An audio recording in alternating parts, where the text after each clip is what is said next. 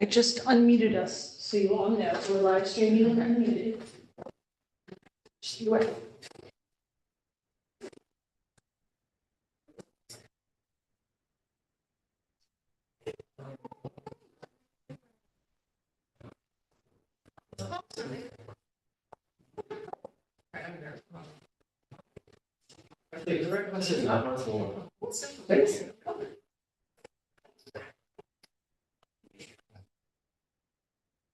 These are chairs. I don't know what happened to the other benches.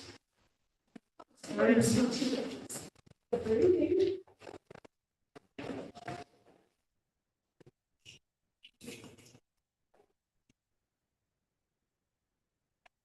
Hi, are you coming to the meeting? Okay, okay, no problem. See you soon, bye. Okay, it's gonna be here in a minute. Nice. Paul's my across the street neighbor. Oh, yeah, nice. I'm just in, Very cool. And it looks like Elizabeth is joining on Zoom. Oh, good, we're gonna have a quorum.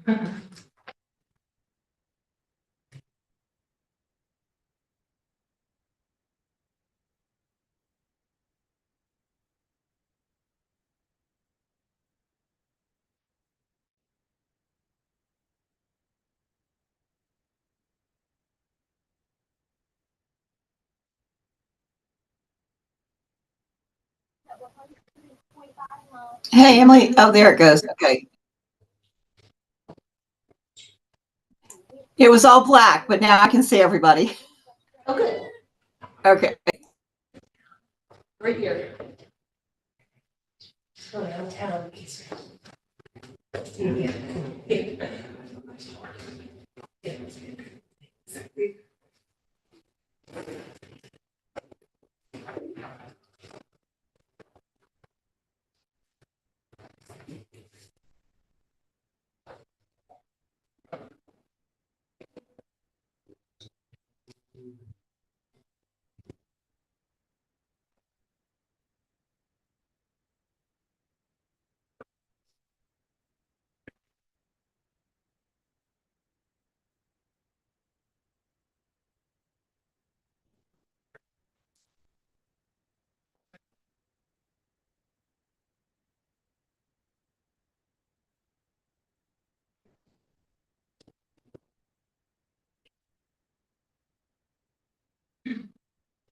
maybe they should get something. No, very good.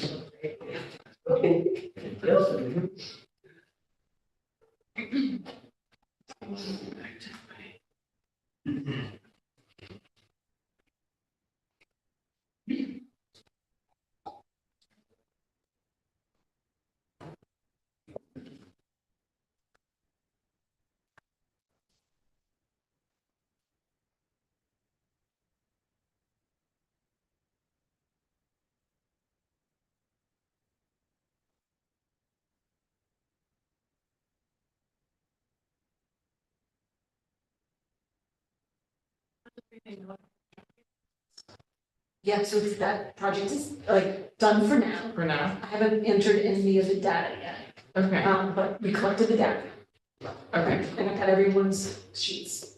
Just have okay, good. So you got enough people to do it? Yeah. Okay, Yep. that's good. Yeah. It's fabulous. Do it. Yeah. Hey, Paul. Hi. Oh, good.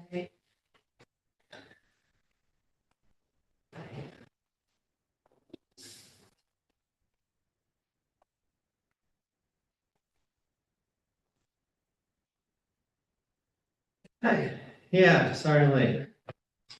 All right, so let's see. First item was the draft resolution for requested traffic control devices. Oh. Can we do round of instructions? Sure. Yeah, Phil, I guess. All right, my name is Phil Green. I work with the city of Kingston as the environmental specialist within the Department of Parks and Recreation, but I'm off the clock right now. I'm just here to see what's going on as a resident of the city of Kingston. Should we do intros then, I guess, for? Sure. Yeah, Yep, I'm Ella Condrat, and I'm a member of this council. I'm also involved with a couple other groups, Safe Pass Ulster and Writers of Ulster Transit Alliance, also known as RUTA. And I also write about stuff and a lot. Dave Case, nickname's Ace, sometimes that leads to confusion. Kingston resident, bike rider, walker. I'm on the XCOM of the Mid Hudson Sierra Club group, I guess, and then as official as I get. But I'm interested in these issues and so sitting and happy to take it in and see what's going on. great. My name is Paul Stangus. I'm the chair of Complete Streets for the last couple months. Yeah, live downtown, just generally interested in the city and making streets safer and friendlier. My turn? Hi, I'm Ezra. I'm also a member of the Complete Streets Advisory Council, and I live in Midtown Kingston, right over by the YMCA. Who's next? Hi, everybody. I'm Emily Flynn. I'm the Director of Health and Wellness for the City of Kingston, use she, her pronouns, and I'm the liaison for this commission. Tanya, do you have anything? We go on. I'll introduce myself. I did have a thought. Are we doing like public comments? Yeah, normally I guess we'd have people who wanted to say something go first, so I think. Do you want to, let's finish introductions. Sure, Those all right, introductions? yeah. Great. Okay. John Schulteis, city engineer. Tanya Garment, civically engaged resident of Kingston, focused on equitable transportation and smart growth and better zoning codes and things like that. One thing it just occurred to me as I was driving here, the streets are being restriped, and recently, in Ward 1, Sarah Pasty had asked for and gotten some new signs to not allow parking at the corner for visibility. And then through that, we learned that there's a 15-foot state regulation. In our zoning code, we've also got a 25-foot daylighting suggestion for daylighting at the corners. And since then, I've been realizing it's a problem around town that people parking really close to the intersection. And I think one thing that we could be doing immediately is when we restripe the streets, if there are spots at the corners, don't restripe them. Like, because they're outside of the state regulations anyway, just like, don't make that parking spot a marked parking spot. One that I just passed that made me think about that was in front of Erase Electronics. So they've got one right at the corner and it's a recently restriped street. Where is that? Erase Electronics, it's on Broadway, on the other side of the street near Bob's Automotive. So, and it's right after the second gas station coming this way. So it's like a parking space, and if everyone doesn't know what daylighting is, it's basically that you're creating a barrier, you're not letting people park within like 25 feet of the crosswalk. Yeah. So, are they putting in a parking space that would be in violation of that? Yeah, there's a parking space marked out in front of Erase Electronics. That section was just recently striped. And I thought maybe that in the future we could take out those spots, like not restripe them back in because they're out of compliance with New York State legislation, 15 feet. And maybe even consider the 25 feet for all those projects, because we've got that in our street design standards of the new form-based code. And that's my comment. All right, Thank thanks you. for bringing it.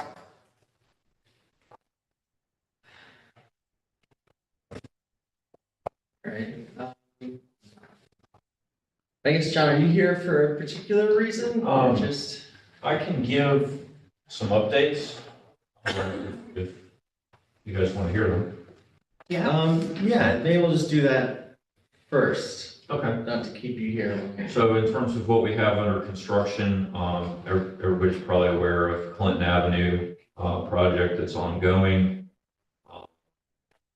We've narrowed the street. We've got new curbs and sidewalks completed on the east side. We're moving to the west side by the county lot and the Repco building with the new curbs. We've been busy getting ready for improved traffic signal right there at Clinton and Albany. You probably see how the alignment has changed there a little bit. We're going to be crosswalks are all getting shortened there. Happy to say that contractors progressing pretty quickly compared to some that we've worked with. And they expect to be paving early November, probably be striping, have temporary striping early in November. We're looking to get finished striping later in late November on that project. So there's going to be, as part of that, a new traffic signal for the Westbrook, Clinton, John Street intersection. Heads, improved crossing distances there as well. Probably if you've been through there, you've seen some of the landscaping is going in. That one's going along pretty well. Another project we have under construction are ADA ramps, primarily on Smith Avenue. They're working currently. They'll be moving over to Maiden Lane, St. James, primarily Maiden Lane intersections in the coming weeks. We have a couple things under design. Gave an update, I think last time I was here, about Flatbush and Foxhall. So on the Engage Kingston website, there are updated plans available for view. I've received some comments. I think David reached out to me with some comments and concerns, as has Phil. That's sort of out for a public comment. I'm going to be reforming the PAC Project Advisory Committee and holding a meeting on that here relatively soon as well. That project is probably two or more years away from construction at this point, just given the need to acquire right of way, which alone takes about a year and a half. You're talking about Foxhall? Flatbush and Foxhall. Yeah, okay. Yeah. Yep. 2 years away. Okay. So that's basically all of Foxhall plus Flatbush from Foxhall to Colonial Gardens.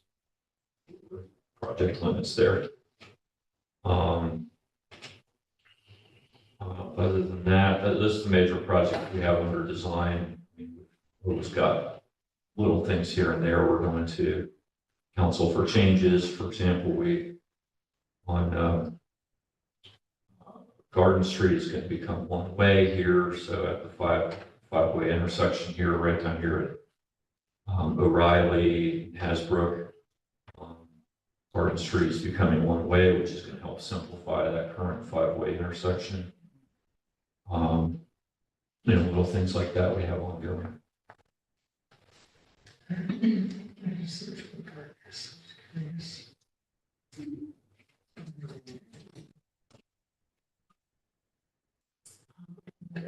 Question about something that was not one of those things we just talked about, but if anyone wants to ask about that first. I don't have any questions. Okay, so the technical urbanism, so there's money going into the budget. I don't know how much money it is, but there's money going into the budget for technical stuff. Or small Right. project, I don't know what you're calling I'm it. calling it, well, the mayor's referring to it as sort of low-cost, quick implementation projects. Yeah, That might consist of striping, it might include daylighting type concerns. It might include things like improved visibility for signage, something as simple as adding all-way to some of our all-way stops. Don't have that. These are low-cost type things. I think also like what we recently did on Jansen is kind of an example. Low-cost, quick design, quick implementation projects.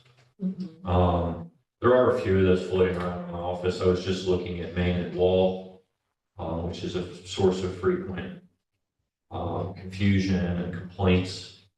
And we're looking to install a effectively a curb bump out there that would shorten the crossing distances and add a stop on Main, yeah, where there currently isn't one. Would that be physical or like a red bump out like it? That'll be a physical raised curb Cool. at that point. Yeah, which, you know, Right. it has a higher ongoing cost, especially if you get into snow and ice removals. So it's not the preferred solution there, but given that very large radius of Old Dutch Church, I think it's a good solution there. Sorry to put you on the spot. Can you share with us what something like that typically costs? That's probably on the order of, for just that one corner, Yeah. between $20,000 and $30,000 for one corner. Can I ask a question about that? Yeah. So you said that it has a higher ongoing cost because it makes it more expensive to snowplow. So it's not the preferred thing to do in general, but we actually have in our code that it is the preferred thing to have sharper curb radii. But is it the curb policy of the administration and engineering to not do that when you can help it because you're considering the cost of plowing above that? I mean, one of the things I've found here is there's no one size fits all approach. And I know the street standards you're referring to are primarily for completely new greenfield streets. You know, that's obviously It's not not- this historic. It's not primarily for that, it's for both. It's for any changes to the street. Not just completely greenfield, it doesn't say that. Yeah. It seems to be recognized only for that so far. But we're only new in the code and everybody's getting used to it. Can you explain what you mean by unpreferred? Like, can you go into further why it's not preferred in that location? Well, it's not preferred at any location by operation and maintenance who aren't in this room currently. Yeah, You know, and But- you could ask them, you could invite them to come to one of these They're meetings, supposed to be coming. explain themselves, but That's what I was getting at. Yeah. It's like, I've heard Ryan talk about plowing and just trying to Yeah. explain, right. but if you'd rather that he explain, that's fine. I don't know what, I mean, you know, that's a question for DPW. I'm not part of DPW. That's good. But I guess, well, this came up last meeting too, kind of the same idea of, Claudette was bringing up the fact that it would be harder to, when you have bump outs and stuff like that, it makes it more labor intensive to clear things out. But on the other hand, I think it's like, that is a question that I have, like, do we actually have a policy about making those types of decisions? Like, we're installing a bump out.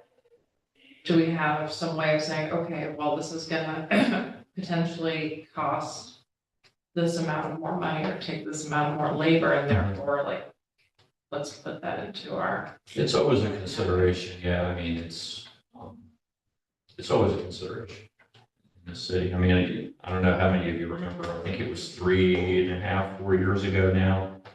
You know, the outcry that happened because the city was unable to clear snow for about a day and a half Yeah. to 2 days. Yeah. You know, and that was, I think that really stung DPW. And you got 18 guys who can drive plows and there's 80 miles of streets and there's 16 inches of snow. You know, and the clearing snow in the city is not like clearing snow on a roadway. Much more, it's probably 1/5 the rate that you can proceed at. So. Yeah. I think we should invite them to come to a meeting. So are there gonna be, I guess, are these little projects posted anywhere yet, or? Generally not. Yeah, It's generally, they're of a size and that, there's a lot of times, weeks to months between design to implementation. There's not a lot of time. For that particular one, I do have to go to the common council to get a resolution just to add a stop sign. Mhm. That would, that would be one opportunity for public comment, to be watching things like that. right. And in terms of if citizens want to sort of propose something, would 311 act be a way, or?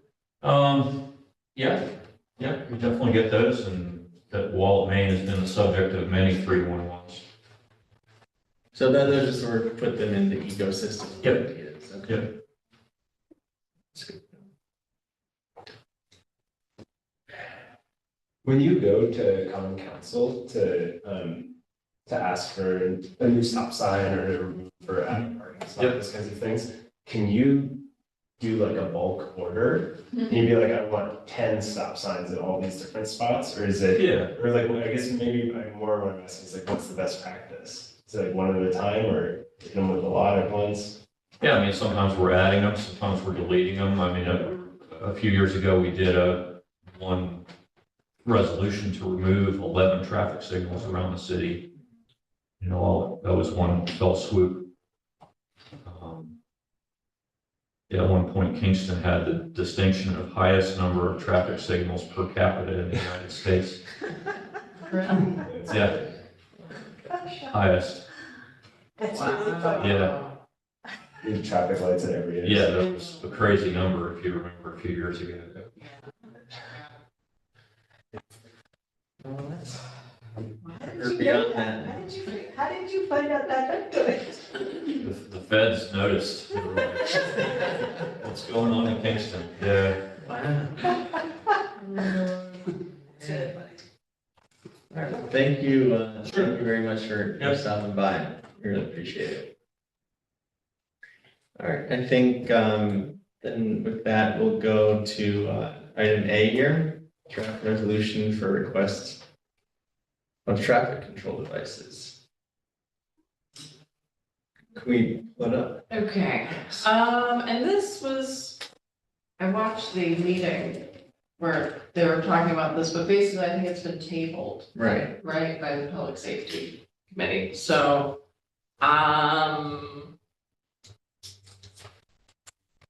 But it seems like it could almost fall under, depending on what type of devices, they could theoretically be taken in smaller doses for yeah, this tactical urbanism, yeah. I suppose. Well, I guess in my mind, it was kind of like I was just wanting more transparency and more, maybe it's just a matter of, we need to go and look at the Common Council website more, but just kind of knowing what's going on, and it also kind of feels like there's like institutional, like John, people are requesting this and this and this, and you know that because you've been here, but I think there's also a level of, there's an institutional knowledge, but people, they might not carry on, Right. But I think the 311 system is, Yeah, I mean, and I've been an offender on this, is like, sometimes it probably feels to the requester like the request goes into a black hole. yeah, And I think the Common Council is asking me, and I've proposed to the President Schott that I and/or Superintendent of Public Works would come to public safety at least 4 times a year quarterly and give a report similar to what I've just given here on design projects under construction, and then sort of operation and maintenance and smaller tweaks here and there, which might be a sign here, a sign there, this striping here. I think that's what came out of the last meeting was the members, the aldermen wanting more communication out of my office. That's what I heard, so. Mhm.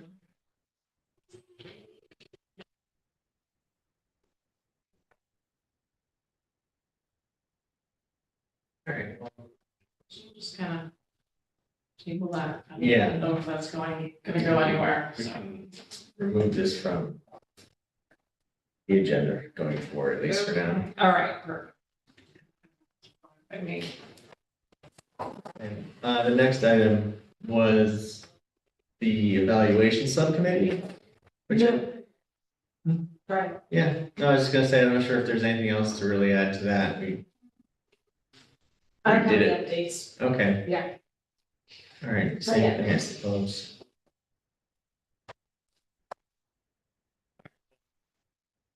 Speaking of Jansen Ave, Ellen and I had talked about possibly going after this meeting to measure its width, just because we were curious about it, and then sort of taking that information to look at the zoning and just see what the options are for it.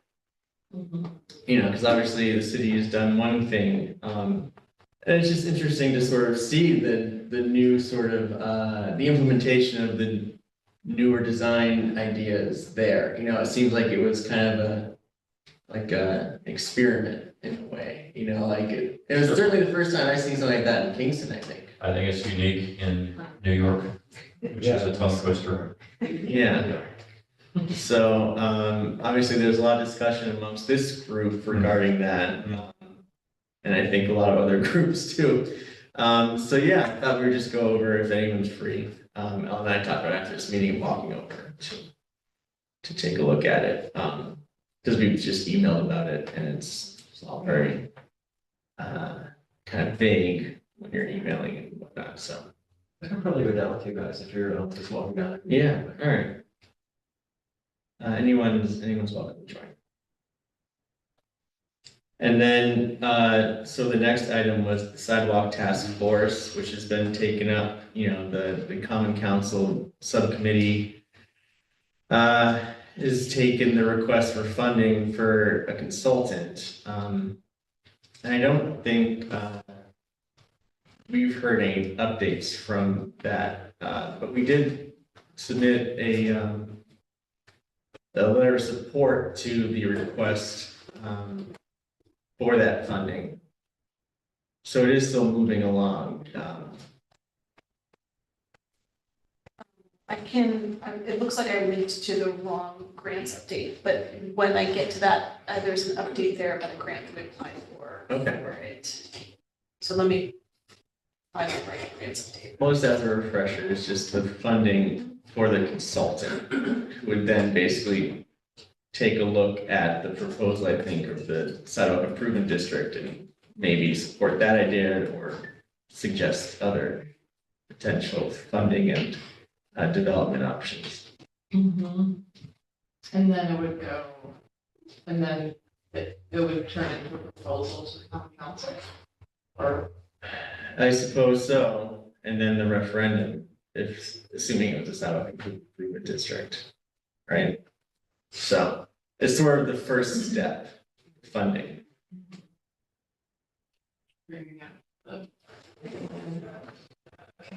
If you don't mind if I may, let's see, I might be jumping around. I'm jumping over C, if you don't mind just for a minute, so I just want to go to grants. The other, yeah, we can roll all the grants. Because I think it's, oh, too much. So I'll relink this in the agenda. But, so this is the grants update that I asked for Ruthian for now monthly. There's just a couple updates since let's just go through the document because you'll see how it connects in just a minute.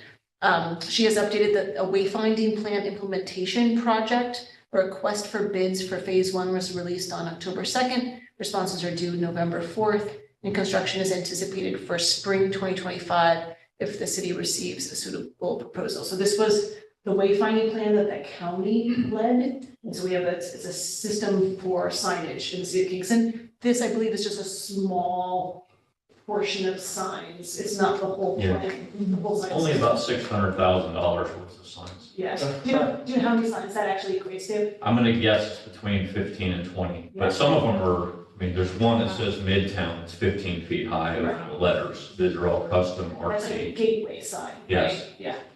And then in the roundabout itself, letters, each 3 foot high, spelling out Kingston. No way. They're gonna, oh my gosh. I'm on the This- block, so I can express. And this is nothing to do with that concept of the consultants who are gonna be brought in to sort of standardize signs, right? These signs will go on top of, This, well, No, this is. this is part of the overall package probably includes between 100 and 150 signs. And yes, there's standard fonts, standard colors, standard materials, standard fluted poles, standard toppers on the poles. There's a color code of orange, green, and blue, and I know blue is downtown, green is uptown, orange is midtown. So there's a whole design language went into this. what about the removal of existing signs? 'Cause I think that was the sort of Like, crux of it from a couple of years ago, because there's so many signs everywhere. Yeah. They refer to things in different ways, but they're the same thing, and there's relatively few, I mean, or is it, you have one in mind? well, that- I live in the Rondo, Yeah, and it's just like okay. you're coming downhill, it's like Yeah. Kingston Waterfront, Rondo, downtown, and it's just like, they're different fonts, they're different colors, they're Yes. in, sometimes just on the side of the road falling down now, and then Yeah, they're just, I think it was looked at which ones should be removed. Okay. When it's time to do that, that's probably just city forces will remove those. And this project, I do not believe includes that. That's my understanding. I don't, no, it doesn't, This is just putting in some new signs. yeah. So that's a great update to hear about, that some signage will be happening. Yeah. And then, city, okay, here it is. ESD, what is that, estuaries? I'm not sure what ESD stands for. Strategic Planning and Feasibility Studies Program number 2, City Sidewalk Improvement Project. So, we've drafted so this will be the second grant we're applying to for funds for sidewalk plan, for the sidewalk improvement plan. for the consultant, right? Or- Yeah, to create the plan, American consultants part of the process. So that's how it connects back to what we were just talking about, and I believe that Ruth Ann's submitting that this week. So, but my understanding is that if we don't get that grant, the mayor's gonna include it in the budget. The budget's hasn't been released yet, so I cannot say Right, whether okay. it'll be there, but that is what I had heard. Finally, CDGB entitlement funds reviewing possible application for restoration of sidewalks surrounding Academy Green Park. I don't have any additional information about this project, but there's some specific sidewalk improvements. Yeah, I can say, we're looking at this in my office right now. It would be the complete perimeter of Academy Green Park. And we are looking to possibly replace the current pedestrian operated signal crossing Albany Avenue there with an RRFB and possibly curb bump out. And that's the end of my grants applications update. Does the sidewalk include, I know there's some benches that are kind of off the sidewalk that are sort of high up and not quite, level with the sidewalk? Something like that could probably be added. It's not the main thrust of the project. All right, this all sounds really good. I guess we'll move on to C then. Draft e-bike resolution. Which I don't think you've heard anything about in a while. I don't think so. Yeah. The last I heard from Bob Dennison was that he was thinking about bringing it back to the common council this fall, but I have not heard an update. Okay. I have no updates on it.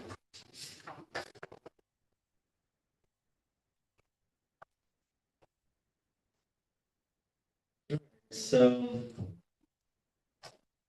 the school zone program, I feel like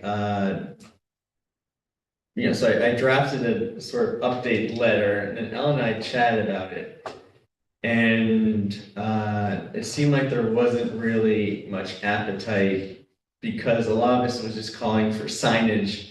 And we've talked a lot about signs, and there's a lot of signs. And I think there wasn't interest in adding more signs anywhere around the school zones, which is really basically what you're calling for if you need to sort of establish school zones and enforce them. Well, I kind of, and this, well, sorry to interrupt. Okay, this letter, this is based on the letter that John Rospelin wrote like a couple of years ago. He used to be the chair of this council, and yeah, talking about the cameras, but in my opinion, I think, the signs, yeah, there's a lot. It would be way too many signs, and I think that, people don't read that many signs, but people respond to cues and context cues, vertical deflectors and horizontal deflectors, and personally, I think that would be more effective than adding a lot of signs. So We'll see what people respond to. I mean, this was the reason this letter came back up or was sort of drafted was because of the city's decision to put, automatic ticketing cameras at a number of schools. And my support for that idea has always been that people respond to getting a ticket more than they'll respond to getting, seeing a sign anyhow. So that might be sufficient. I mean, I suppose the question always was, there's a lot of schools in Kingston, but people don't always realize that, or they're just not firmly established school zones. Well, Ophelia, one effort we have is on Washington Avenue. At George Washington School, the signs are currently non-standard signs, and you're right, in conjunction with this automatic camera enforcement, we're gonna have to fix those.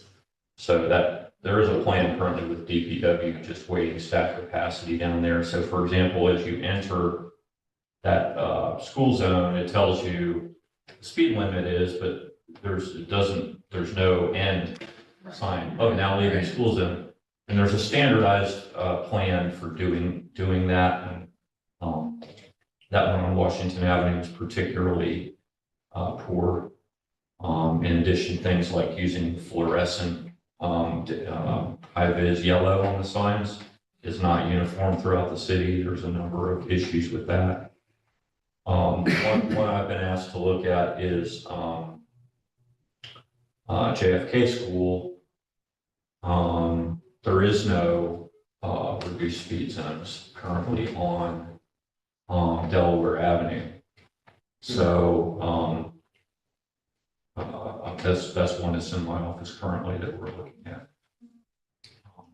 There's vague language, school zone, but it doesn't actually drop the speed limit. So that would require legislation and a sign and striping package there. Right. I have two things. Okay, so one is Washington Avenue. I suggested as an idea to Marie Miller, the idea of doing a painting the actual street in the school zone, and she liked the idea. I'm not sure if she's actually done or moved. Marie Miller, she lives on Washington Avenue, and she's just been very involved in kind of advocating for safety on Washington Avenue. I have actually invited her to this meeting because she was interested in possibly joining the streets. Yeah, so I was kind of I thought that could be, I thought that could even be potentially something maybe O-Positive, because O-Positive does murals. That could be something that there could be a partnership with O-Positive about, creating a street mural. Yeah, street mural. And that could potentially even, it would be a lot to paint that entire section, but that paint could help kind of show people where the zone starts and ends as well. I just wonder in terms of city regulation, are painted streets allowed? Well, it's not a city regulation, but interestingly, this topic was addressed in the latest update to the MUTCD, which previously would have outright prohibited the type of thing you're describing. I don't have the new language here with me, but I can get that for you, but it is more permissible now than it used to be. There's also a New York State regulation, no? I remember asking Brian Slack once. I sort of got the impression Well, that technically it's right. not allowed. Well, yeah, so like the multicolored crosswalk at the LGBTQ center, previously that would have been forbidden, even though obviously it exists. I think that type of thing is now allowed. And is So- it something to do with, because it's inside the crosswalk? Well, With I that? mean, yeah, the general principle of pavement markings, each color has a specific meaning. Yeah. Right, and so obviously, yellow is traffic in two different directions. And white is traffic in the same direction. And green markings are a bike lane, right? So if you start doing artwork instead, the question is, have you diluted the meaning, the uniformity? But I can get the language that's now in MUTCD about this. Painted crosswalks, that could do a lot of the school zone, add more painted crosswalks and make them bold. Colorful. Yeah, Colorful, yeah, high yeah. visibility crosswalks, yeah. I mean, those are good, although there is a study that I saw that shows kind of like, just a regular crosswalk versus a high visibility crosswalk, and there is a slight, there's a slight improvement with drivers yielding with the high visibility crosswalk, but as you can see in the graph, like the real determinant of whether they yield or not is how fast they're going, so. If the cars are still going Hmm. quickly, they're not gonna get it. Right. Either way. Right. So, but yeah, I think more visibility is definitely good. I had one other question, which is, so back, I guess it was almost 2 years now, when Christine Chereska was killed on her bike in front of, on the side of the YMCA. We were told, I haven't actually been out there lately yet, but we were told that was gonna become like a school zone. And have a slower speed limit, so is there any update on that? I'll get back to you on that. It's between me and the mayor, and there's, I think what you're referring to is at some point the state law changed to where school zones could also be considered at daycares. There's some question about the best way to implement that in such a way that can actually get compliance and not dilute the meaning of a school zone. Mm-hmm. Okay, thank you. All right, well, the next item, something that's been on here for a while, so it's good we're finally getting to level of stress for bikes and pets. Okay, thank you, and I'm gonna ask Emily to, do you want me to just scroll through it? Sure. Or- Here, want me to, I'll pull it up for you, or just? Yeah, because it's a bunch of scrolling. I'm gonna stay there, Mish. Oh, Send you- oh, okay, great, thank you. It will be a PowerPoint at some point, but. Okay. Great. All right, so this is my op-ed presentation on level of service and level of stress in traffic planning. So, number one, here's a, it's bigger. Probably zoom in view, or you might be able to just pinch out. Plus, Oh, I pinch it that way. the control plus. There's also a plus on the right there. Oh, thank you, that's great. Okay, so anyway, so just so you can kind of see, so this is our fair city, Kingston, New York, and This is from the new code. So just to kind of visually illustrate, so all of the lines, the dotted and the solid colored lines are streets. And most of the area around it, some of it is publicly owned, but all the white and gray areas, mostly that's privately owned. So all of the colored lines are actually public property and they belong to us. So just kind of emphasize the fact that this is public property. Streets are communal. Now I have to cut out a little bit. Okay, so this is level of service for cars.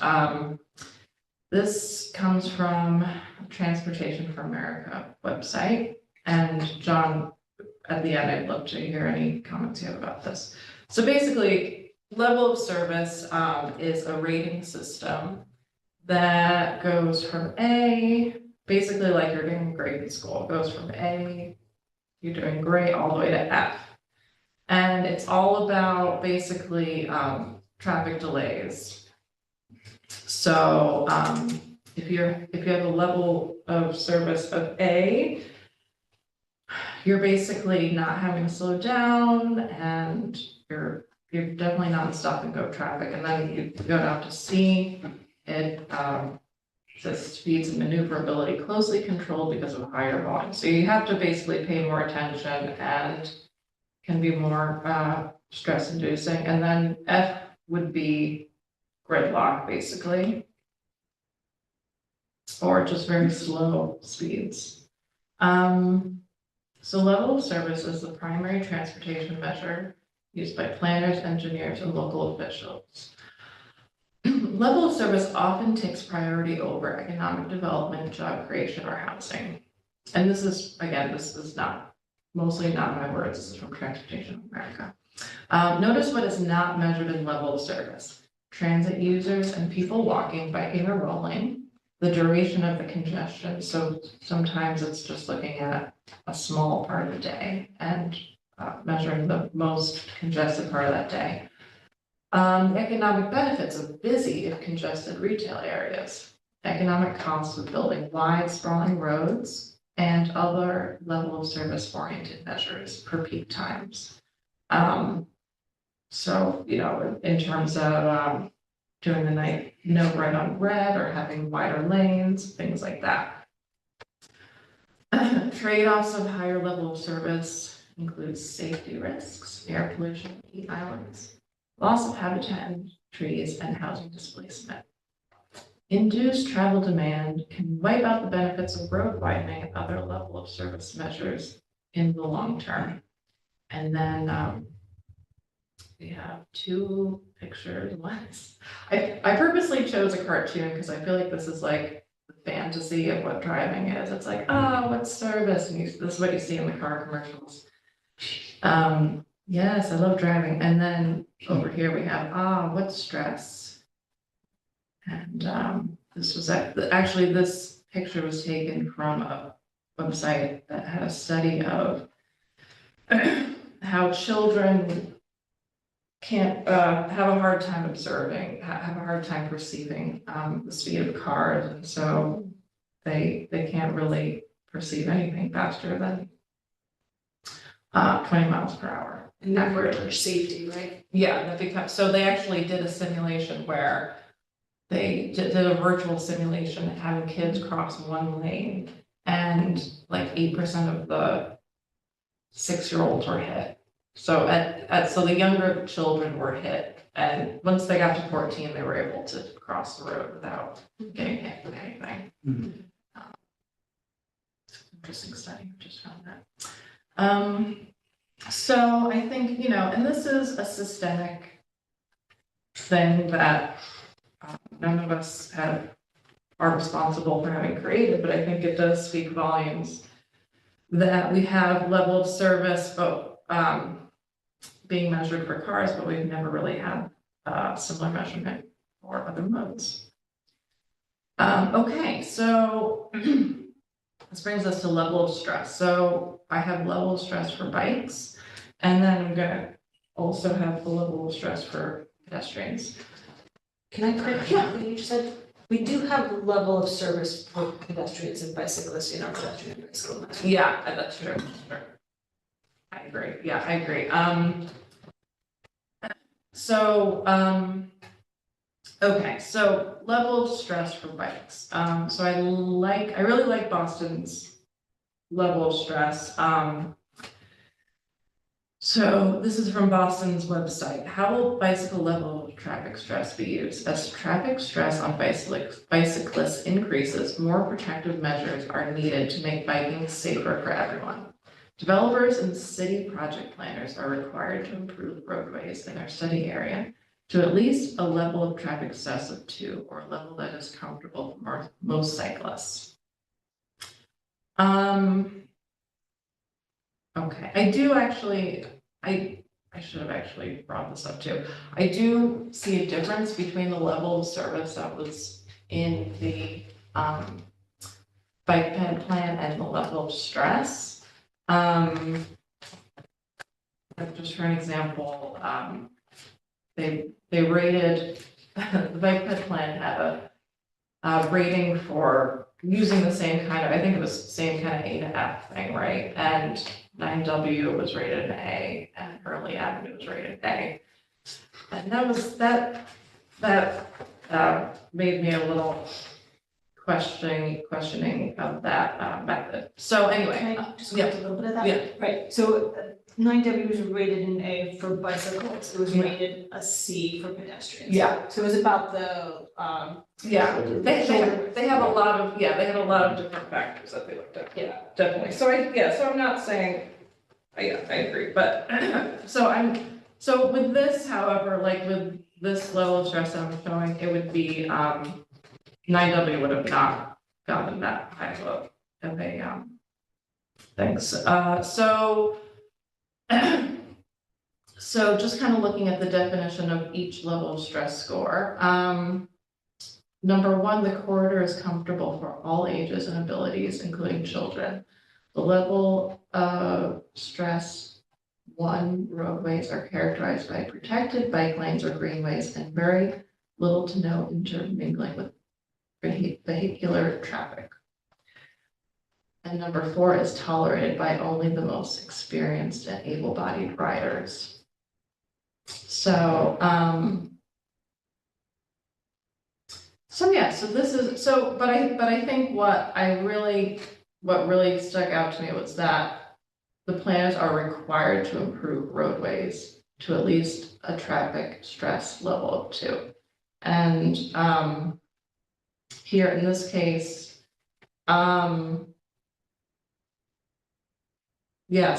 Hurley Avenue would definitely not be passing that test here. Why wouldn't Hurley Avenue be?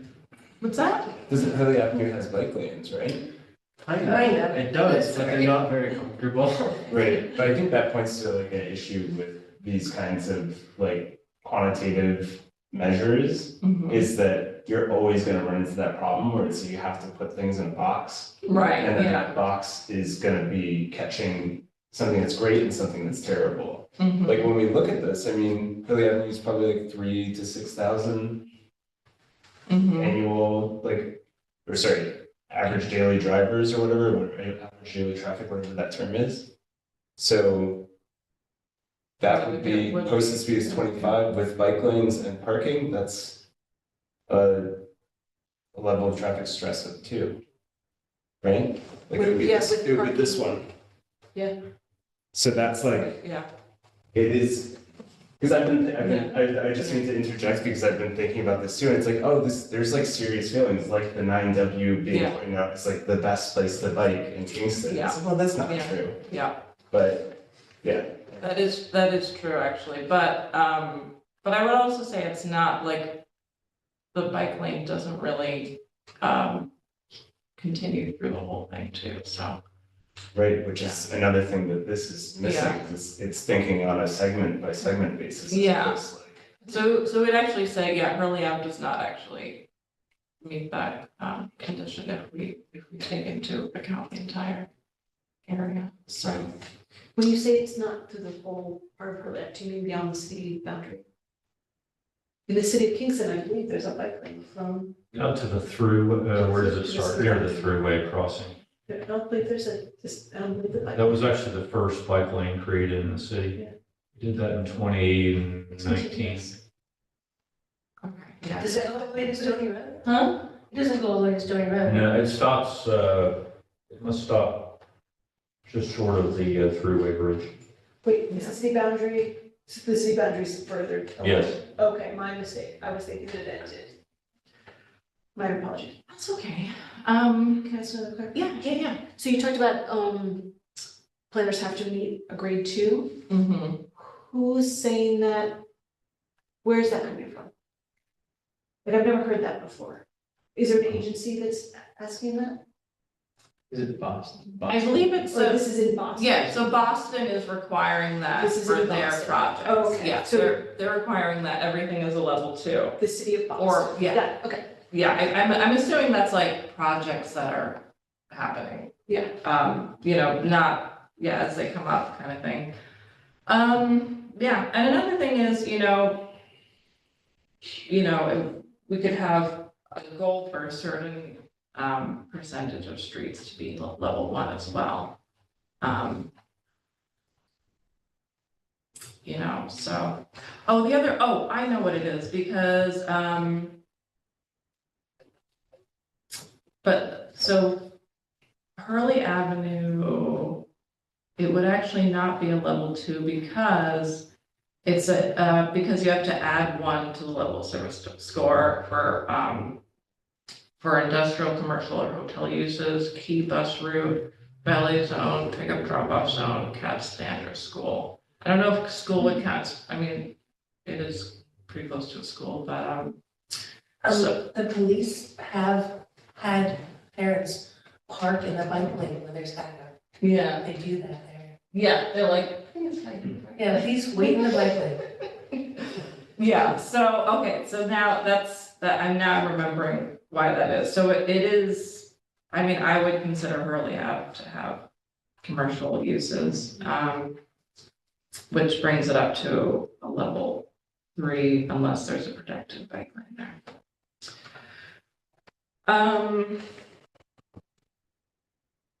Okay. And also, one other thing, the posted speed limit, they have one for 20 miles per hour. Obviously, we don't have any streets that are 20 miles per hour. Okay, great. So then we have level stress of pedestrians. And yeah, we do have that in the bike pit plan too. So basically, this is another thing we could kind of be looking at more and have more hard requirements for as well. And then there's our design standards. So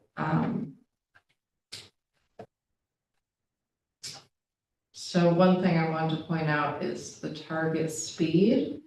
The target speed here,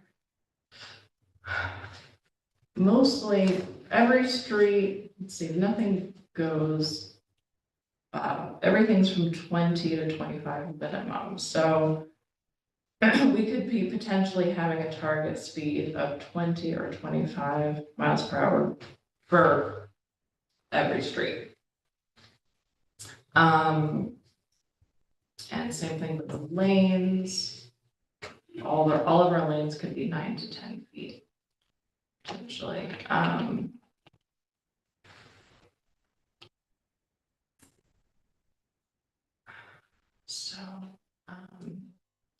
So this is about safety and accessibility for all.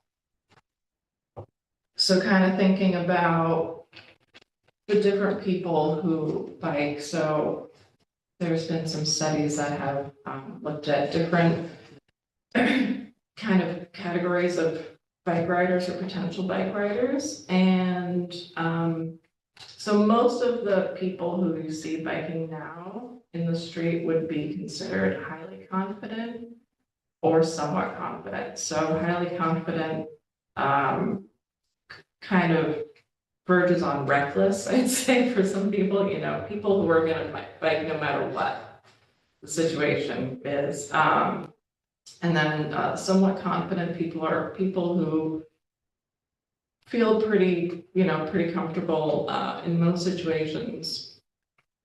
And then interested but concerned is the majority of people who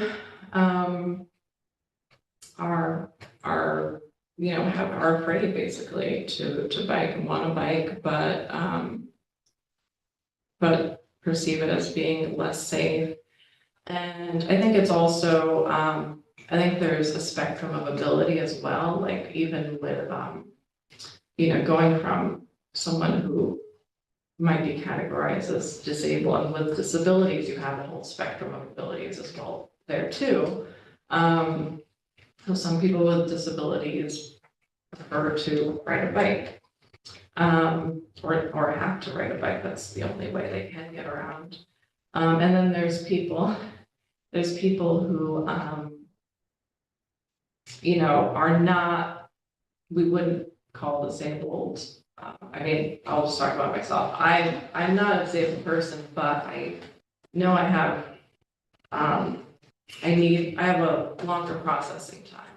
So, you know, for people with different abilities, they need more accommodations, and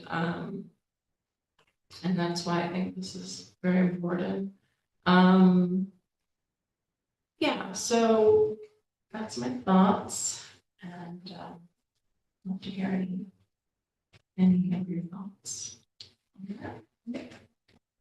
Oh, that's great, thank you. The last one, the big headings with the C2 and C4, the last green, was that referring to the roadway? There's a lot of information here, it's great. You're talking about, okay. So Yeah, the this is C2, that's our roadways, or that's the Yeah. comfort level? That's our roadway. This is coming That's from the on- form-based code. Have you seen that at all? This map that. Yeah. Okay, So okay. yeah. So you can kind I'm of see catching up on it's- some of it's- this. Yeah, I get it, okay. Yeah, thanks. Yeah, sure. Did other cities have similar sort of, similar to Boston, sort of requirements or detail, like that level of detail? I've looked at some other cities. I like Boston, out of all the cities I've looked at, I like their system the best. It seems, to me, it does seem kind of simple, but at the same time, you know, the standards are fairly high. Hmm. And you have to, you know, I know Phil was saying about like, it feels simplistic to kind of like box things up, but you have to some extent, right? You can't like go too nitty gritty or like drive everyone Right, crazy. Like yeah. eventually you have to just kind of be like, okay, well, this isn't really Yeah. that or that, but that's fit in one of them. Yeah, it does kind of simplify, and it kind of simplifies things by saying, hey, if you put a protected bike lane, that's an automatic one, maybe, you know? So, yeah, so I like Boston's.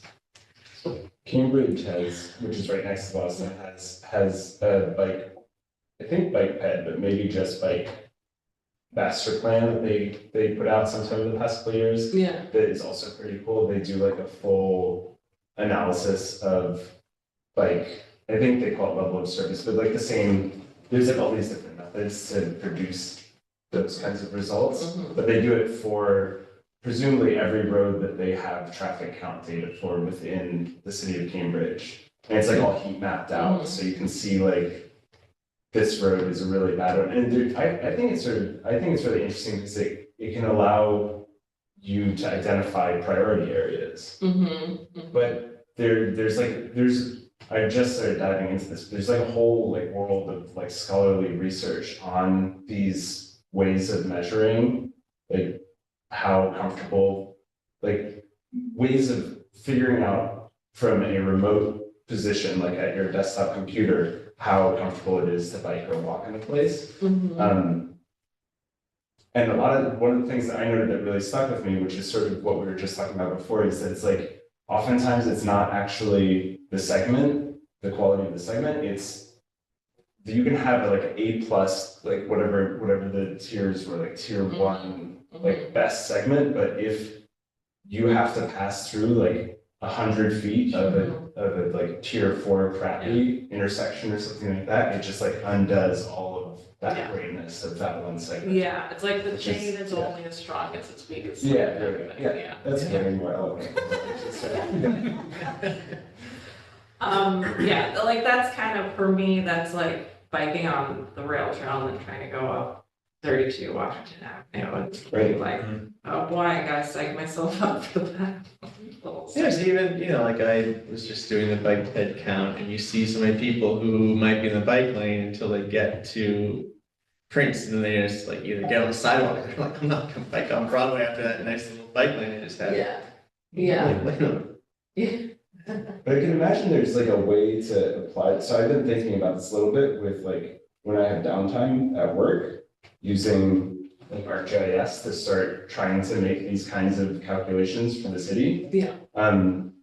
I think if you start splitting up the segments into smaller and smaller bits, which it sort of looks like they did in the bike ped master plan, like it's not just, like right, once again, I'm rambling. But like when you go and look at like what the state of New York presents in terms of traffic counts, the segments of road that they say have this many vehicles driving every day are maybe not arbitrary, but they're not block by block. Like it's like, it covers like a big stretch of a road going through multiple intersections and it says this many cars drive on this stretch. But they're only measuring that in one location, right? Like, oh, and then they're caught, this is just when I look at their data, that's what it looks like. But I think if you're doing like this analysis, or like we're doing this analysis for the city of Kingston, we could make estimates, say, like, okay, we're gonna take that 1 point measurement for how many cars drive in this specific area. And assume that that's the case for every block, and then block by block, do this kind of analysis. And we could maybe get to a granular level where it's like, oh, actually, like Wall Street is totally fine except for this one spot where it crosses Main Street. And that's like, that intersection is like really bad, which clearly that is like one of the things. Yeah. And there's like, I feel like there's a lot of potential. I guess I'm just like, I recently discovered all this stuff and I'm like, this is exciting. There's a lot of possibility here. Yeah. Yeah. Totally, definitely, yeah. Yeah, I think it's just a good kind of, I mean, to me, sometimes it feels a little arbitrary, like where we're getting bike lanes or we're not getting bike lanes, things like that. So, I mean, I think it makes a lot of sense to just say, hey, as a community, we want this level of stress, or that's what we want it to be everywhere. So, and we're, I mean, and I think this just kind of came to me like, while we were talking, I think we've literally moved mountains in order to create this level of service that we have for cars now. And, I think if we decide that we want to actually create this level of stress goal for everything, then we're gonna have to potentially, I think the thing is we're gonna potentially have to take a hit on the service, or, have something a little less convenient for the drivers have to happen potentially. So that's just something that we need to decide as a community. John, do you mind if I ask what the level of service is for cars in the city of Kingston? It's really good. So I would say in general in Kingston, there is not congestion. Maybe a few spots, but in general, I would say that if you drive the length of Broadway, you're experiencing, it's the level of service is useful on a long straight path, like in a rural area. Like you're deciding, should the throughway have 2 lanes in one direction or 3? That's level of service, right? on a corridor like Broadway, a more salient, well, you still use level of service, but it really comes down to the intersection capacities. And the objective measure is delay, which is measured in seconds. So, and those translate back to a level of service. I think in general, at peak hour for the length of Broadway, you're getting level of service B to C. But the rest of the day. Yeah. And in the middle of the day, it's probably B to A. In the middle of the night, obviously, nobody cares, but, congestion, like in the designs that I've been part of here, congestion is not a primary concern. And if you look at the things we're doing, it's safety. And that's for all users. So, we would take the hit, and we did, for example, we have done, you take a hit by, for example, providing a leading pedestrian interval of 3 seconds, which we now have on Broadway. It's a hit. When you say take a hit. Take a hit to the delay. You've added to the delay for cars. For cars, yeah. But it's 3 seconds. It's almost a rounding error, right? But sometimes these delays, there is a difference between 30 and 40 seconds of delay that could shift the LOS calculation. But in general, the one thing that I don't think you mentioned was physical constraints. What width is there between these buildings that some of which are over 200 years old, right? We're not going to tear them down. So, in rural areas, we moved mountains to cut interstate highways. We're not going to bulldoze, really any building in the city of Kingston, with the exception of the chicken place. But we did. Yeah. We did bulldoze, like in the urban renewal. lots That of was, yeah. bulldoze, I'm not that guy, so. Thank God.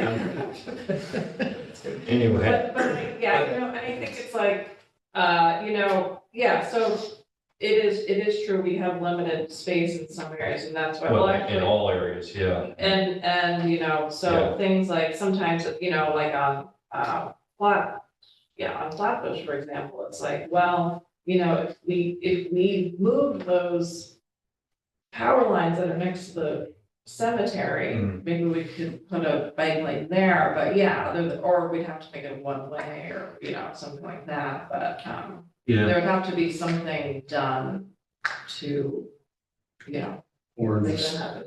what I always consider the sacred cow, the on-street parking. Yeah. I thought that's what you meant, is to take a hit by the pushback. I thought that you meant Well, by taking a hit. the Broadway project did, Broadway project resulted in a loss of, I don't know, between 10 and 20 parking spaces. That's it, oh. But the fallout was huge. That was very unpopular. But people, Yeah. but then it turned out that the parking was fine. And now you look at the place where they wanted to put the bike lanes and they didn't, and I'm like, nobody's parking there. Like, there's always so many parking spots open on that part of Broadway. This part of Broadway, right in front of further here. down. Yeah. Yeah, this whole area is, When school gets Never out, knows. it's packed. yeah. So there's like one little moment Yeah. every day where it's loaded, or I guess when there's events at the high school. When there's a high school. Yeah. Yes. And they've got a parking lot, so they really shouldn't be picking up and dropping off in the front. But they do have all that citizen back. So if Yeah. you want, I'll share, this was just in my email today, because, I think both David and Phil raised the question, why are we not building bike lanes on Flatbush and Foxhall? So here's some paragraphs about that. Which this is not in a final form, but I'll share it here. So,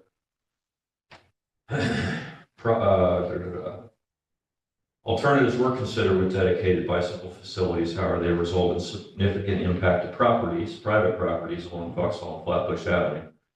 Proximity to residential buildings, commercial buildings, cemeteries will decrease separation from the roadway and sidewalk facilities. Features such as stairways, porches, shrubs, trees would be impacted. Utility poles would be impacted, needed to be moved further from the roadway, adding to property impacts. Parking cannot be accommodated without adding to significant property impacts, and with proximity of buildings still may be non-viable in some locations without significant costs. Due to significant loss of property and impacts to adjacent properties and features, buffered bike lanes and shared use path alternatives were eliminated from consideration. These alternatives also significantly limited locations for trees and parking. Available area along Flatbush Avenue is limited between the limits of city right-of-way and the cemetery. In order to reduce loss of property and impacts to adjacent properties and features, a narrower roadway section was deemed appropriate. In outreach efforts, recurring concerns and comments were bicycle separation from traffic, child safety, resistance to change by residents of these streets, desire for existing facilities to be rehabilitated, traffic calming, trees and parking. I mean, some people wanted it to stay the same, is that what that? Well, probably largely preserving private features like porches, steps, the ability to park a car off street. You take 5 feet, you know, that car just now barely fits between the house and the sidewalk. There's parking for one. You take 5 feet, it no longer fits. I don't even know. So we kind of mitigate, so this is my life. This is everything I want to do, somebody hates it. And a lot of times, a lot of people hate it. Sometimes we do it anyway, right? But so we mitigate, right? What can't we do? I just told you what we can't do. So what we can do, like on Flatbush and Foxhall, is intelligent design, lane narrowing, speed tables, things like that, RFBs. You know, these are things that don't actually take up any additional space. Nonetheless, we still, to do the project as designed, have to acquire like 14 pieces of right of way. You know, it's eminent domain. It's like you ask for a willing seller, you're not going to get any. So Each one. that's how it's like, okay, it's the right amount of force, right? We're not taking somebody's house. So each one is a battle, right? It's like. Well, not really, because the city does have that power. The city could declare, oh, we need to put a 4-lane highway through City Hall. You know, we're gonna do, or through, pick a historic property in Kingston. We could do that, Gotcha. right? And on paper, would it be smart? No. And with our form-based code now, the city has intents of the code and street design standards. We have regulations that say, as a city, we've decided that we're doing it this way. We're not going to do it with the cars in the forefront. It's all about walkable city now. So we don't have to bow to that mindset where people have been trained from the mid-century and they've got a huge learning curve to get over it. And we can start telling them like, well, we could do things like give them deeded on-site parking rather than preserve a parking spot off-site, because we'd be recognizing that that curb cut is damaging the public realm. Things like that we can start doing now that we have this legislation. Well, there was a compromise. I mean, like, you look at Broadway, which is, you know, the biggest project we've done here. Okay, we lose 16 parking spaces, I think it was, on the corridor. In conjunction with that, we did improve some other off-street parking, like the old Sea Deli lot was one. I think there was one other. But it's, you know, it's whack-a-mole. Anyway, I've got to run. Thank you for all of that. It's really informative. We appreciate it. Yeah, thanks, John. Nice to see you. No question. So the last item was just the announcement about the 9W mobility plan comment. We actually have something to add to the agenda, which maybe John should say.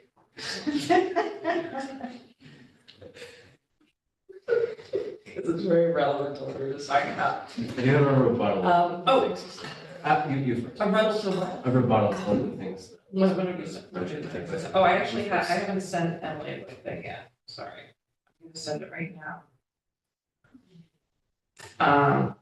Okay, Do you want to do your rebuttal in the meantime? yeah, to your rebuttal. Yeah, I think it has, I think we have to bring it up here anyway, because I want to show on the actual thing, the document that she's gonna send. Oh, okay. So it's all connected. Yeah, it's. Oh, I see, okay.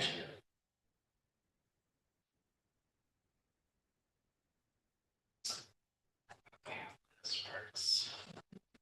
Do you want to give me the name of what the new agenda item is? And then, Okay, the name is, letter for Foxhall and Flatbush Project. Emily, can I give this to you? It's John's, I think. yes, Oh. that's part of it. What is it? Oh, it's like a- You guys will. Oh, it has the Yeah. secrets. Yeah. Emily, can you switch back to the full screen so I can see the room? Let me just finish writing this. Oh, sorry, I didn't know you needed to have it on there. That's okay, you can leave it, never mind, no problem.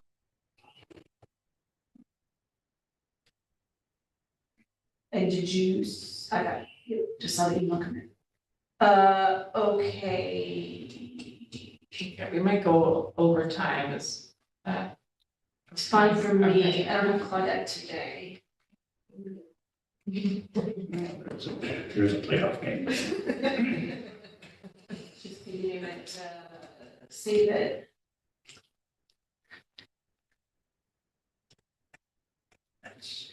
It's not the Hayden Yankees. Is it? Is it really? Oh, okay, well, nothing important happens in the first inning, right?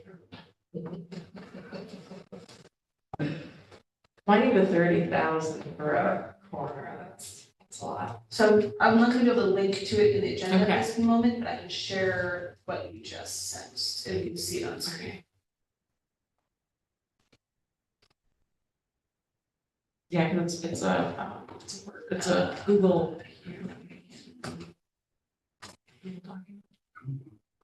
There we go, it's better, yeah. Okay, we just kind of finished writing this right before the meeting started, actually. Okay, so. Yeah, if you wanted to start, and then I'll add the thing I was gonna, on that. Okay, so this is a letter that we were working on.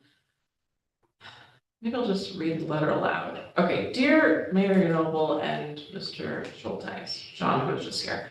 We are writing in regards to the safe and accessible Foxhall and Flatbush project. Since this project began in 2021, Kingston has become a member of NACDO, which is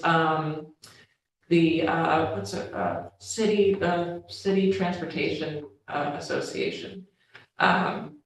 Has adopted new street design standards and a form-based code. We've adopted the safe systems approach, and Kingston has also set a goal for Vision Zero.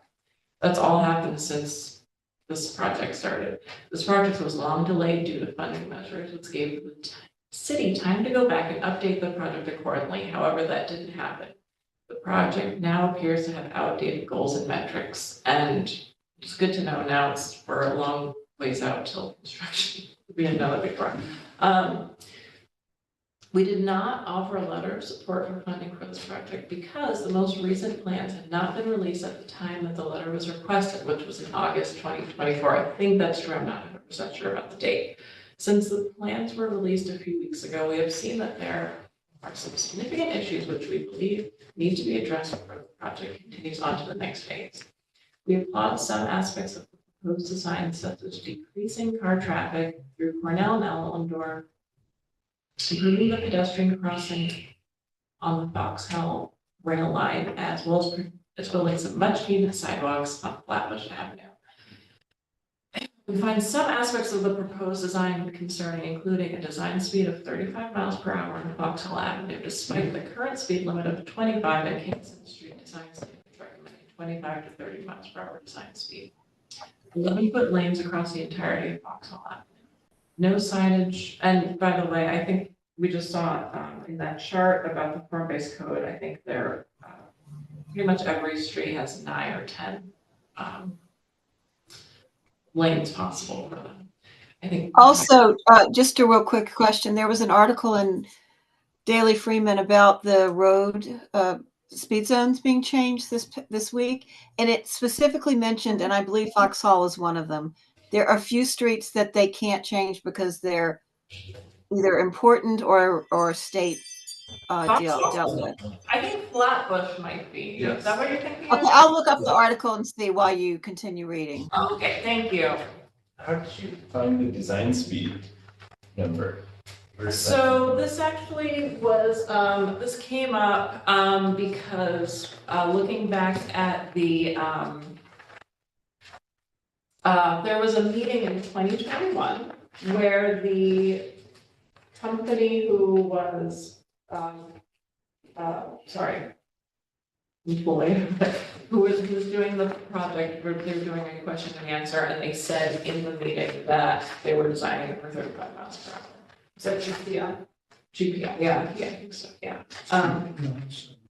GPI is the firm that was Working on this. Gregory Pearson something. Yeah, so, and because of that, there was a couple of things, so they were, they're saying they couldn't do a no right on red because it would mess with the level of service, so kind of coming out to level of service. The red on red there is so dangerous with the pedestrian crossings. That's just. Yeah, like, cause people are constantly taking a right Yeah, no, from it's impossible to Vauxhall get to to Flatbush. that. Yeah. That's. Yeah. Yeah, I know, and that's exactly why they want to keep the right on red, because they want the level of service, so. That's a perfect example of why that's a problem. And then the 11-foot lanes, so actually, the 11-foot lanes are due to, according to them, were due to the volume of truck traffic they have on there. Which to me, I don't really understand the reasoning behind that. Why a certain percentage of trucks means that you have to have a wider lane, because even if there's one truck, Still needs the same. it would, again, like, if And 10 feet is the width that's considered the minimum acceptable width for truck delivery routes, so 11 really Yeah. shouldn't be necessary. Yeah, right. Yeah. So the 11-foot lanes, and the 11-foot lanes create, if as Ezra measured the actual street, and you found that if we had 10-foot lanes, we could actually fit in a bidirectional. Yeah, so this is the thing I was gonna say was the rebuttal. Would you be able to scroll down a little bit? So I can So the saying that was that John is mostly correct that you couldn't have bike lanes in Foxhole, but I made this graphic here a little bit more. Here we go. Okay, to show the difference between what the city has proposed for the section B. So section B of Foxhall is from Cornell to Flatbush. So he is correct. You could not, there's only 22 feet of right of way for the majority of Foxhall, but section B of Foxhall has 30 full feet of right of way. So this is from Cornell to Flatbush.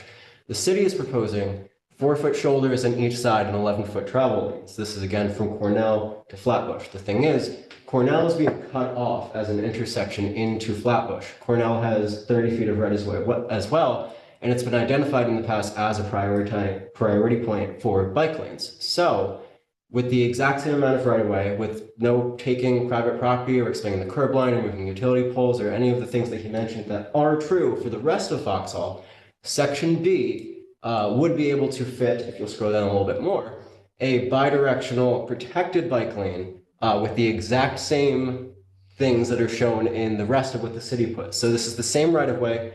There's no expansion of the curb or anything.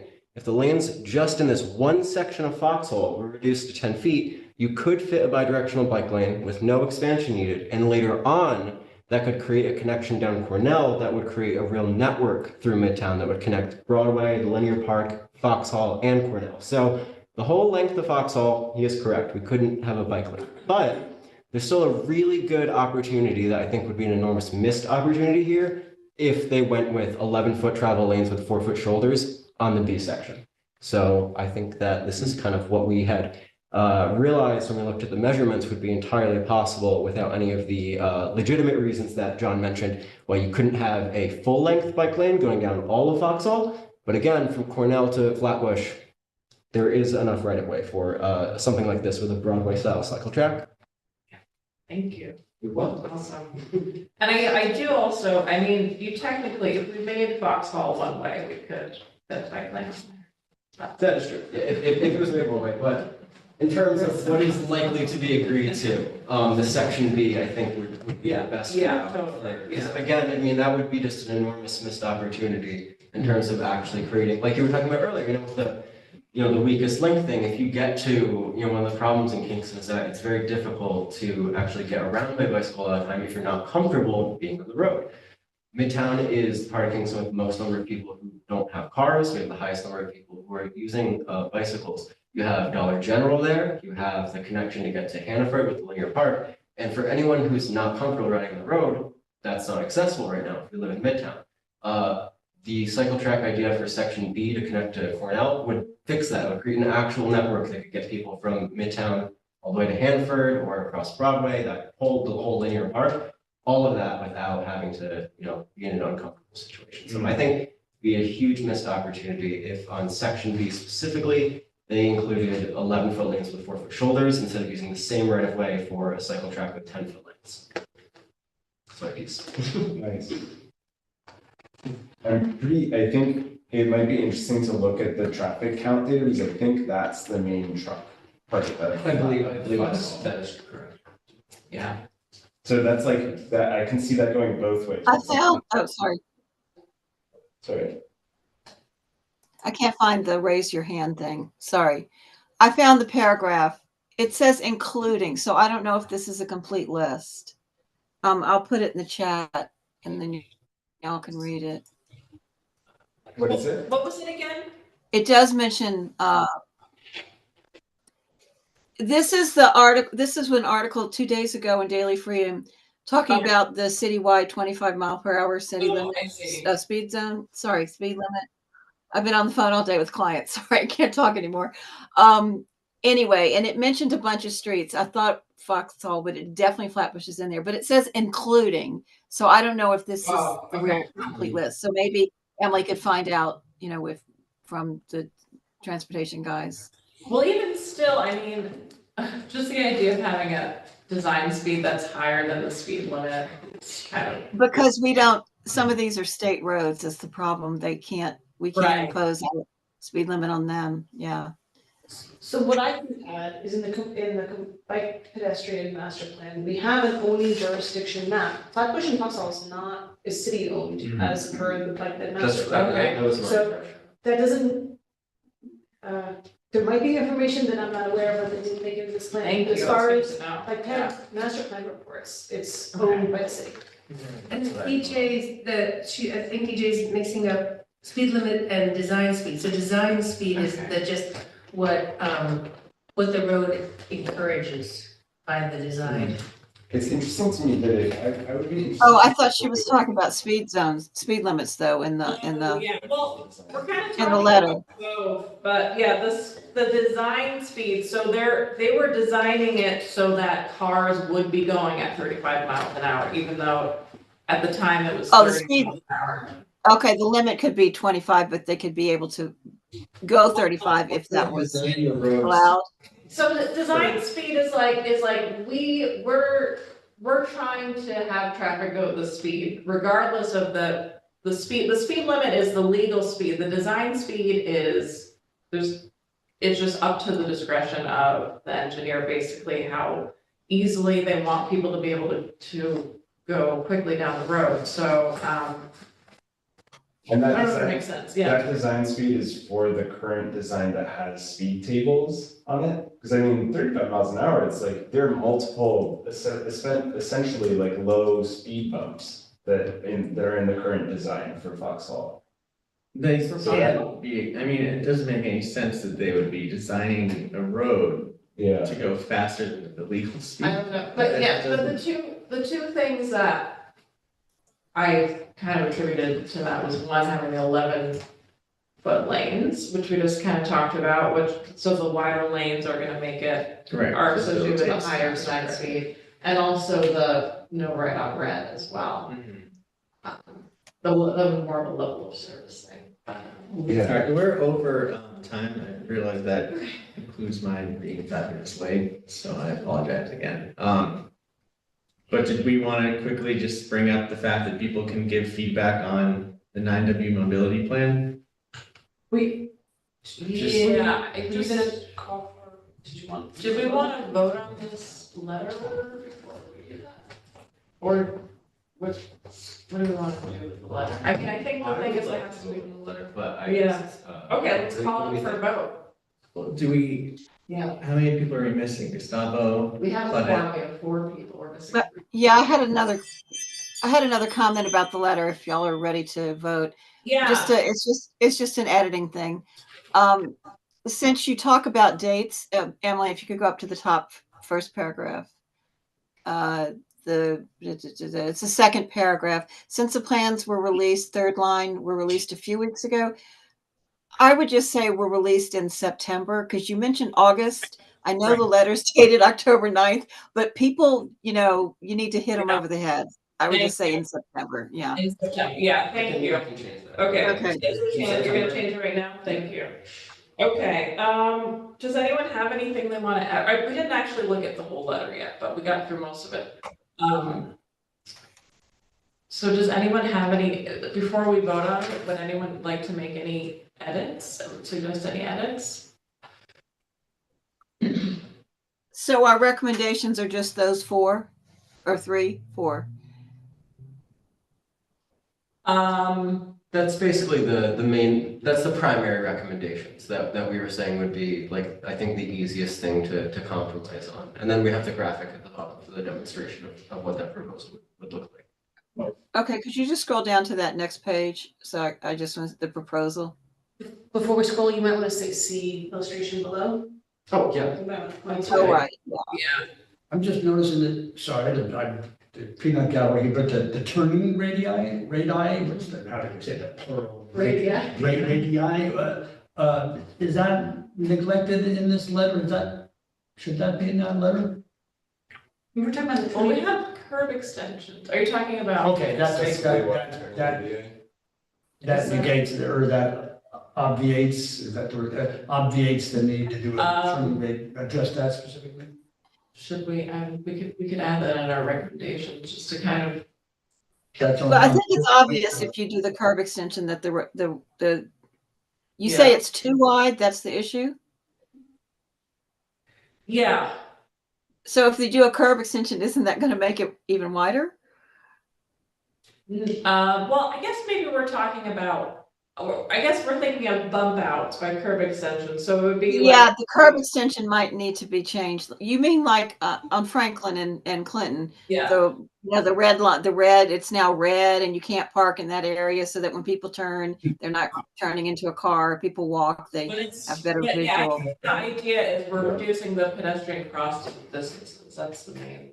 Yeah, Yeah. like I'm thinking about this one that's right here on Broadway and Grand, which I have to cross on the way to the Y, where, with that big rounded corner, that they come and take that corner at 45 miles an hour on 2 wheels, and you have, instead of Yeah. 75 feet to cross, you have Oh, okay, 125. I have the actual copy. Yeah, exactly, yeah. I have That- And then I'm looking at that corner. Yeah. Is there, is Fox, can I slide it, send you that's the what new it looks version? like.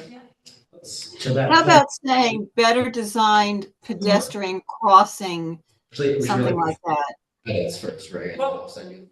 I don't know if EJ understands. Do you want Okay. talking about Yeah. this what radius motion. Okay. Each Do you, okay, so do you, by turning radius So basically, let me just, I don't know if I'm gonna explain this well, but, okay, so let's imagine that you have a T intersection, you have two streets crossing at a T intersection. So a tight turning radius would be like just that 90-degree angle. So there's nothing shaved off at the tip of that. So a wide turning radius would be like, imagine you just shaved off all around that 90-degree angle. So instead of a sharp turn that they have to make, it's a very smooth turn that the car has to make. So it widens, it increases the distances that pedestrians have to cross, but it makes it easier for the cars to quickly turn the corner. They can Does turn that at make faster sense? speed. Yeah. That's why I said they go right on Yeah. 2 wheels and. And it's like, it's great if you're on a highway, it's really nice to have that. That, If you're trying to pick off a pedestrian, you could do it at 35 instead of 20. You can really get them good. yeah, so That's a wide turning radii, not a wide sidewalk that they're talking about. Because I think EJ was mixing up wide. oh, okay, you're thinking about wide sidewalks. No, we're talking about the wide turning radii basically forces the crosswalk to be longer. And No, I understand that. I understand that. I think that if you're putting it as a recommendation, the first two words might, for someone who's not, versed in transportation language, sounds like you want to make the curb bigger. So the curb isn't what you want to make bigger, right? You want to just make secure, like by signage or painting on the on the asphalt, right? To protect the pedestrian crossing. Isn't that what you want to do?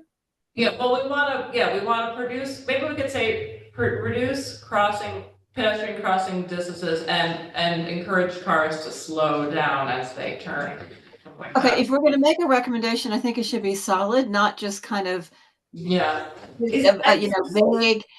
If what you want to do is make the pedestrian crossing more accessible and wider or longer or whatever, I would say that in more concrete language.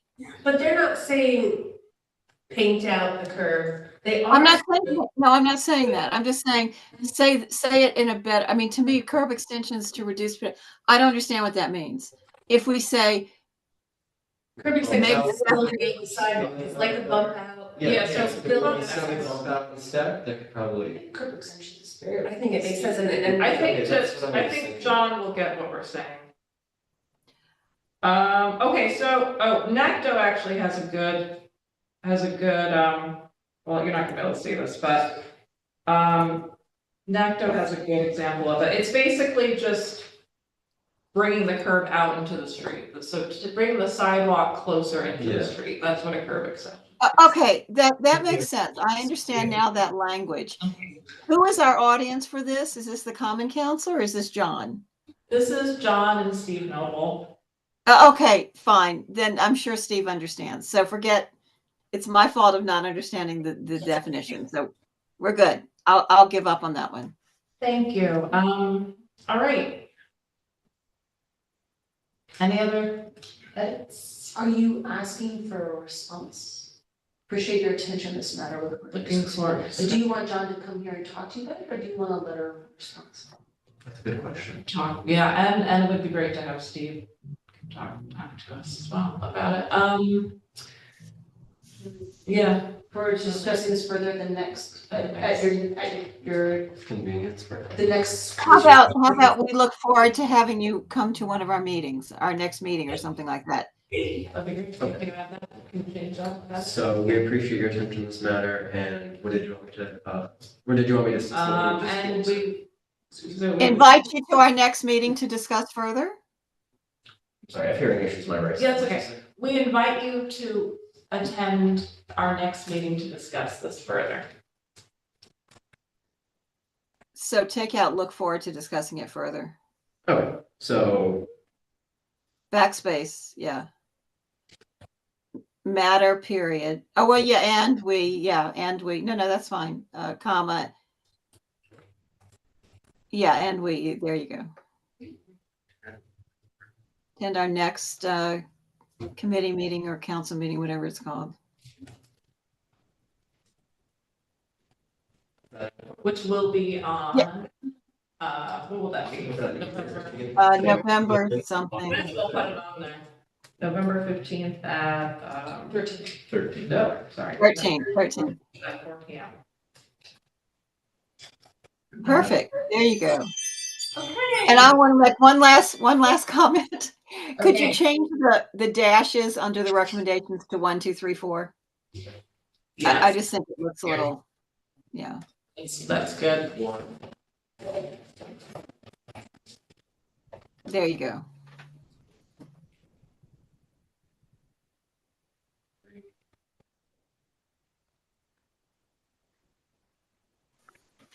I think you're really good.